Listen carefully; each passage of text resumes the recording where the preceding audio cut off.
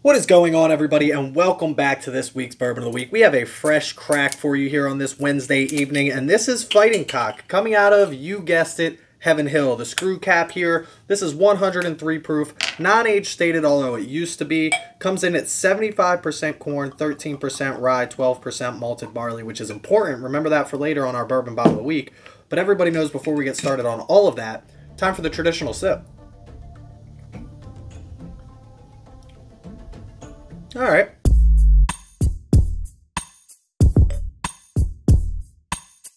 So that's right, ladies and gentlemen, you heard that right. Fighting Cock is going to be the bourbon that we are reviewing today. Now, I picked up Chicken Cock before, not to get them confused, thinking it was Fighting Cock, because I heard a lot of good things about Fighting Cock, and I'm going to say that about as many times as I can because I'm an adult, but at the same time, I'm a kid at heart. Fighting Cock is going to be an interesting pickup. It is a cheap bourbon. It is the mash bill that I love the best, at that 75, 13, 12% mark. It is $20. We're going to talk about 103 proof when it comes to this, so it's definitely going to have a little bit of heat behind it, you would think, right?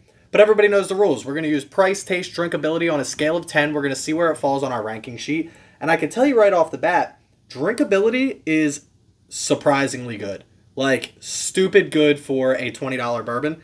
And I didn't expect it. I expected it to have a little bit of heat, right? We talk about things that at that $20 price range, and they usually have, I mean, early times bottled and bond was probably something that I would compare this to when it comes to the ethanol kick on this, because there's nothing. There's no real ethanol kick. I had a glass, not of this, I had a glass of bourbon before this at 80 proof just to, you know, kind of start the palate off. But this one is a fresh crack as well. Normally adding to the ethanol kick that we're used to getting on a lower aged. This used to be 6 years old. It's not age stated anymore. I'm assuming it's got to be at least 4 years old because they don't tell us on here what age it is. This is distilled, aged, and bottled by Fighting Cock Distilling Company in Bardstown, Kentucky, which is weird because it's Heaven Hill. So it's owned by Heaven Hill, but I guess they're distilling their own product. Whatever they're doing there. But like I said, at 103 proof, I took a sip of this. I expected to get a little bit of heat. I expected to get a little bit of spice with it. Nothing. None of that going on. I had a little bit of a head cold, but we kind of shaken that already. And this tastes like it has no ethanol on it, which is, again, amazing to me. Let's take one more sip. We'll give it a score on drinkability. Yeah, I mean, it's got like the tiny... I would have guessed this is in like the 90 proof range. So for it to be at 103, damn impressive if you ask me. I'm going to give this like a 9.4 when it comes to drinkability on this. 9.41. We like to go to the second decimal. 9.41. Now, while this impresses me on drinkability, I will tell you it kind of falls short when it comes to taste on this. That being said, I only say it because it is 103 proof. So if this was, it sips like a 90 proof bourbon, it sips like an 85 proof bourbon, but it also tastes like a 90 proof bourbon or an 85 proof bourbon. Whereas I thought that extra ethanol, that less watering down, that less proofing down would really open this up to some better, richer, deeper flavors and aromas. But it really just doesn't. It's got a kind of weird taste on the end of it. Definitely your vanillas, your caramel. Not so much oak. Maybe the 6 year had some oak because I did see some reviews online talking about it having oak. But then when I looked at it, it was the 6 year. This doesn't give me too much oak on this. Gets you a little bit of sweetness, a little bit of that rye spice. Again, it's easy to sip on. It almost reminds me of something like a Buffalo Trace or a Basil Hayden's, where it's just pretty well balanced, but they're just so thin. The notes are so hard to pick out. You're really just getting like a watered down bourbon at 103 proof, which is the surprising part.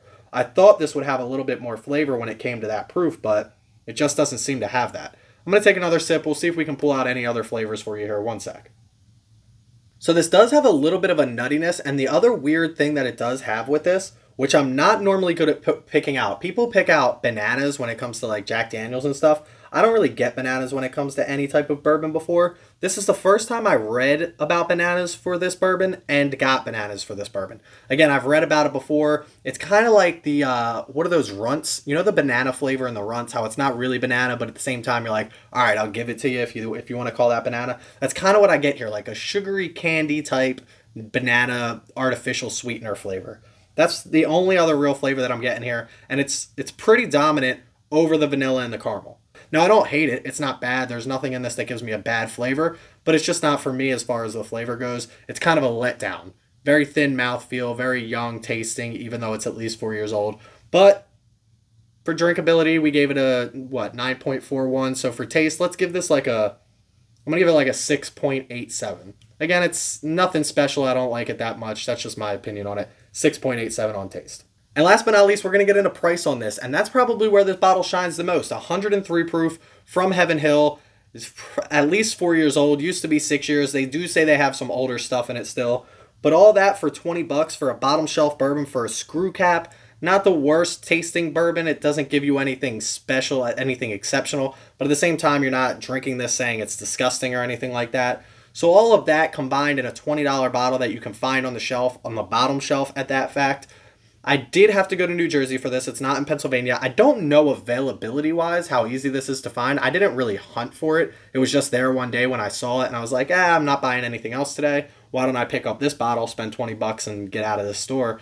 So I don't know availability-wise what it's like. I'm assuming it's not up there with like Eagle Rare or anything. Maybe it competes with like a Wild Turkey 101 with availability, but maybe you guys know better than I do availability-wise. For me, it wasn't hard to find, but again, I wasn't searching for it. So at $20, I can't give this a terrible score on price, but at the same time, the letdown when it comes to the actual taste on this will drop that price score a little bit. You can put out a $5 bottle of bourbon. If it tastes like crap, it doesn't really matter how much it costs. That all being said, let's give this like a, let's put it right in the middle of those two, like a 7.59 when it comes to price on this. But listen, I'm going to finish this, and while we add these scores up, let's send it over to this week's Bourbon Bomb of the Week, talk a little bit about Fighting Cock and why they're called Fighting Cock, and also a nickname that they got. Let's do this.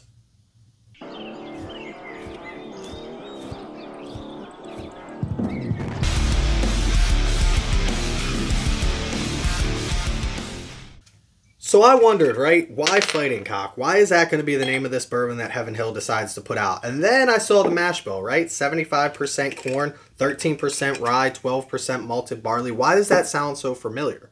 There's another, what is it?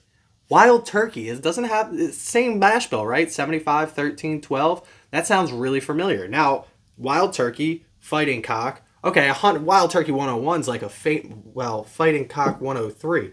But what do they call it? They actually call it the Kickin' Chicken. Now, I know it's a turkey, and I know they're calling it the Kickin' Chicken, but is Heaven Hill taking a shot at Wild Turkey when it comes to this bottle here, pricing it around the same price point, 103 proof, 2 points better than 101 proof, put out the bottle at $20 instead of $22 or $25 or whatever you find your Wild Turkey at? It's kind of interesting, and it's actually been brought up a lot that they put out this bottle to directly compete with Wild Turkey 101, and if you ask me, they're losing. They're losing that fight because Wild Turkey 101, first of all, is exceptionally better than this bottle when it comes to the flavor profile. It might have a little bit more kick behind it when it comes to drinkability, but they actually make up for it a lot when it comes to that flavor profile. And still being down to that $20 price point, I don't see this on the shelves here in Pennsylvania. I don't see people picking this up over Wild Turkey, at least not personally. I would never do that.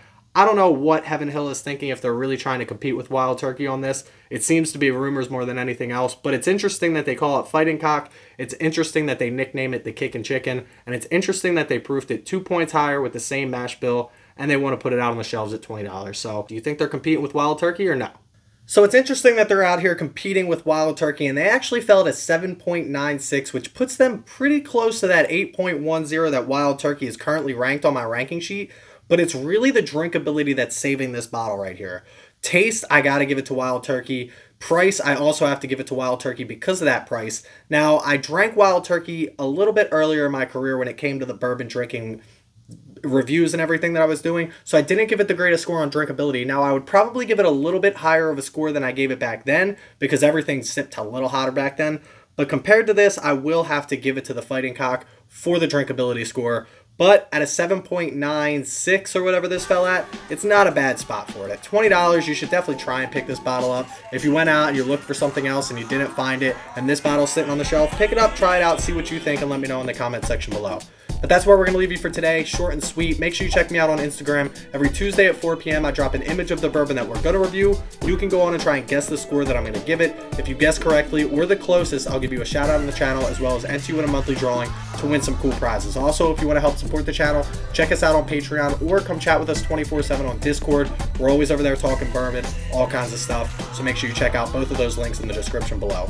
In the meantime, though, please don't drink and drive. Drink responsibly. And as always, stay healthy, stay happy, stay drinking. Cheers, y'all.